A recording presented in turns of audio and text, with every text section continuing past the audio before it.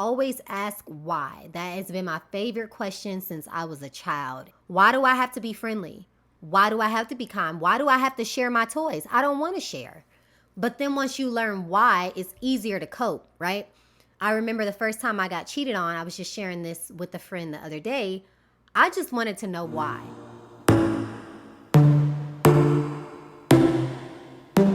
Inside your bedroom, we stopped counting the days, lost in the rhythm.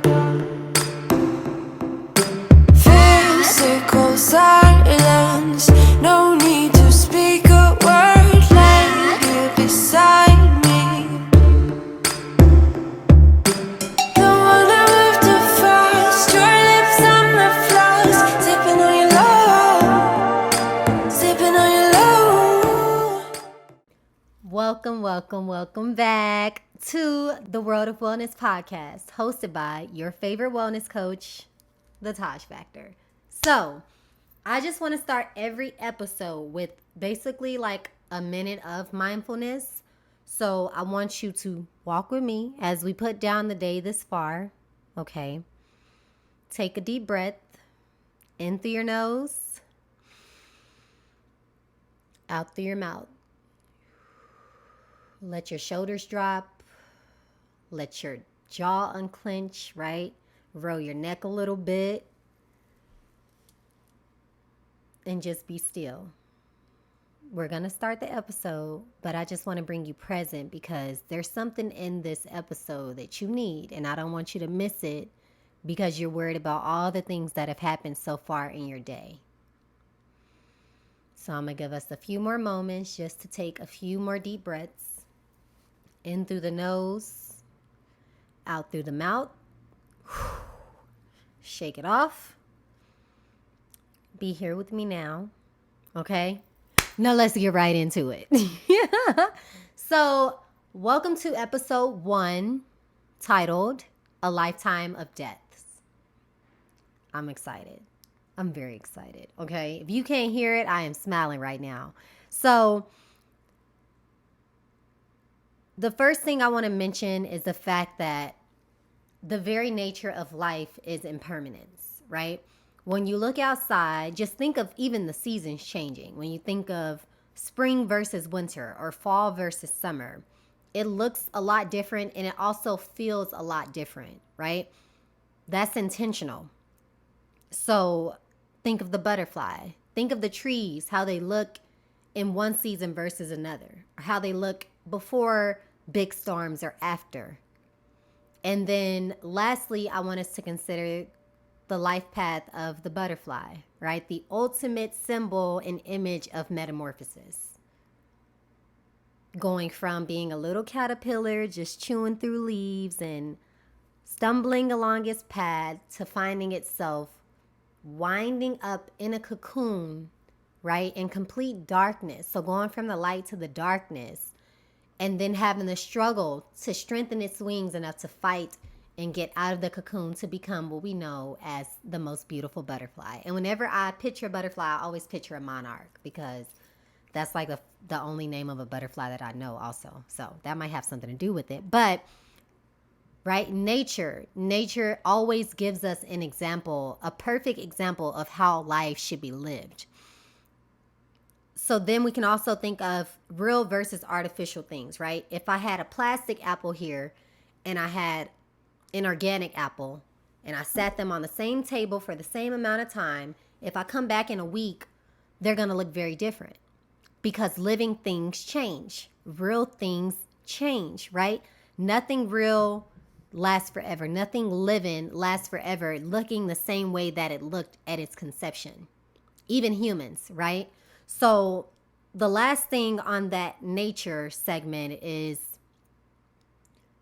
it teaches me the importance of presence, right? Because if I walk into every relationship, every job, every situation with the understanding and the expectation that the very nature of life is impermanence, I'm going to be a lot less likely to cling, to be so attached to the vision or so attached to the man or the woman or the job or the home, right?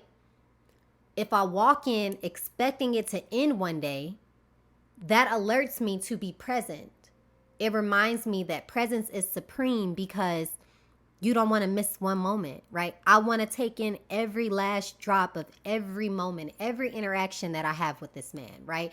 Every interaction that I have with my children, with my family, at my job, doing God's work.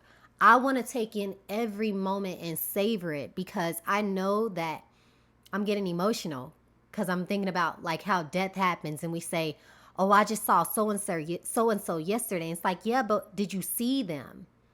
Or were you just there? Were you present with them or were you just there? Because it makes all the difference, especially once those moments are lost, right? We're less likely to have regrets because we can sleep at night knowing I gave it all I got. Every moment I had with her, I gave it all I got, right? And we can make peace with that versus losing someone or losing a job or whatever, walking away from it and having regrets because we know that we didn't pour ourselves all the way out. We know that we had our minds scattered in a million different directions, right? So, boom, the very nature of life is impermanence. So, why is it so? I always ask why. That has been my favorite question since I was a child. And I'm sure that it got on my mother's nerves because I want to know why. If you're telling me that I need to do something, why do I have to go to school? Why do I have to play with those people? Why do I have to be friendly? Why do I have to be kind? Why do I have to share my toys? I don't want to share. But then once you learn why, it's easier to cope, right? I remember the first time I got cheated on, I was just sharing this with a friend the other day. I just wanted to know why. Because if I can understand why something is happening, I can cope, right? Even the most terrible things. So why is the very nature of life impermanence? Because impermanence allows for transformation. If we came into this world and stayed as we were as these fragile newborns and we never transformed into full functioning adults who are productive members of society, imagine what the world would look like. With the world of just crying babies who need to be fed, but nobody can be fed because we don't even know how to hold our heads up, right? So that allows for transformation. Impermanence also, and things coming and going, allows for our prayers to be answered. So when I think about it all the time, when I'm praying for something, now on the other side of the prayer is, okay, what must I give up? What do I need to give up? Because I know that I cannot receive with closed hands, right? If you came up to me right now in this moment, my fists are balled for the people who are listening and aren't able to see me right now. My fists are balled up, right? If you were to come and I say, hey, hand me that candle over there, I can't receive it unless I open my hand up to you to take it. So it makes space. When things happen in my life that feel like losses, tower moments, things just crumbling down, I say, you know what? God must be making space for something magnificent because I've been holding on to this person, this job, this business, this concept for ages.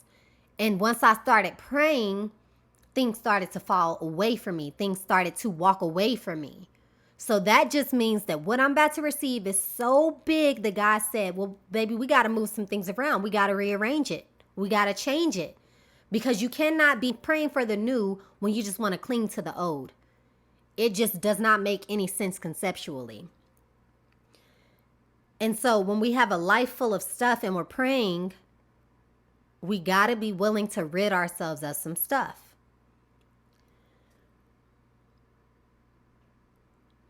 And then the last two reasons I'll give you. One, yes, for growth, of course. When things are moved around, it makes space for growth, right? When you may not know this, but when babies are born, their craniums have little things called foramen in them. They're just little openings of fragile cartilage, I believe. And that is what allows for the skull to grow and expand as the brain expands. Because if you think about it, if a baby's born and the skull is that hard and it's solid, and that's why they say baby soft spots. That's what they are. And that's allowing for that baby's brain to grow. And then as the brain grows, once it gets to a certain age, the skull hardens, right, to be able to protect the brain. But first it has to expand. And then it can shelter and protect. And that's why babies are in such a vulnerable state. So if you're in a growth stage, you're in a vulnerable state. If you're getting deeper in your relationship with spirituality, rather that be whatever religion, or if you connect it to religion, or if it's just spirituality for you, whatever that looks like, when you're deep in it, you're in a vulnerable place. Excuse the sirens. And I also just thought of when I'm in my deep meditation, right? Or when I first wake up in the morning, or when I'm drifting off to sleep at night, when our brains are most receptive, we're in very vulnerable states. And it's so important that we treat it as such, and we protect our growth, right? And we protect our spiritual practices, because it puts us in a space where if we allow the wrong people in, it can disrupt everything that's planned for us, everything we're trying to manifest, right? And it also is the ultimate practice of surrender. Instead of the tree saying, oh, but I've had these leaves for so long, I just want to hold on to them. I know it's fall, and I know it's time for me to give nutrients to the soil by letting these leaves fall and letting the minerals grow into the soil. Shout out to Bishop T.D. Jakes, because he taught me that one. That's something I never even noticed, was nature sustaining itself, right? And surrendering. When we say, okay, I'm praying for this, and this process is kicking my ASS, but I'm not leaving, I surrender to the process, we make room for our expansion, right? We make room for our growth. And it's the ultimate test of trust, to have faith in whatever it is you believe in, rather you call it source, God, universe, whatever it is for you. When things are transforming in our life, when we're witnessing the very nature of impermanence in our own lives, it's saying, this looks like something that I've never walked through before, and it is scary. But guess what? Source, I trust you. God, I trust you, right? Universe, I trust you, because I'm your child, and I know that you're going to take care of me, because you always have. And that helps me transition into the very last point, because I won't hold y'all too long, okay? How do we endure impermanence? How do we endure the changes with the ease that nature has? How do we bring ourselves to be more willing to let go? It's very simple. 3 main things. First, bring awareness to the fact.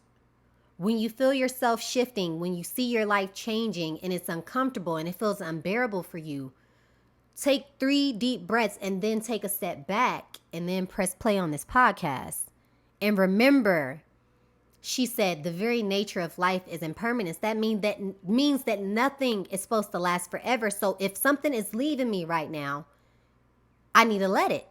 And I need to wash my hands and be done with it, because I'm praying for new to walk into my life. Remind yourself of that, and then accept it. Accept it that this may not be what you bargained to lose, to give up, to sacrifice, but accept that source knows best. Accept that this is the change that has to take place. That is the person that has to leave your life. This is the job that has to fire you. This is the house that you can't afford because God is trying to put you in a better financial position. And it's time to let it go and accept that and let that bring you peace. Because you can never lose something without gaining something greater, unless you choose to do so, right? Unless you let this impermanence and these changes back you into a corner and make you choose to just be absent in life, to just not show up anymore, to say, you know what, I'm tired of trying. That's the only way to lose, is to give up. The only way to lose is if you give up. But if you wake up and you say, you know what, she said the very nature of life is impermanence. And I know that that was my best friend. I know that I thought I was going to be with this man or with this woman for the rest of my life. I know that I thought I was going to get that promotion. I know that I thought that this was all supposed to last forever because it feels so good to me. But I prayed for something new. So be careful what you ask for. And then the last way to endure it is to reflect on the past, right? In all of my weak moments, I always encourage myself to, okay, look back, right? Look back at the time when you had that breakup and you thought you were going to marry him. Look back on the time when you didn't get selected for the job, when you thought you had it in the bag, right? But then look forward and remember what was brought to you instead. right? Remember what God, what source, what the universe brought you instead, and how much greater it was, even though you might have had to wait a little bit. But that's the practice of trust and surrender, right? So that's how we endure a lifetime of deaths. Official episode 1 done. Okay, I hope you enjoyed it. If you heard some gems, if you got a little bit of something that's going to get you through the rest of your week, I want you to share it with a friend so that they can have that little bit of something, right?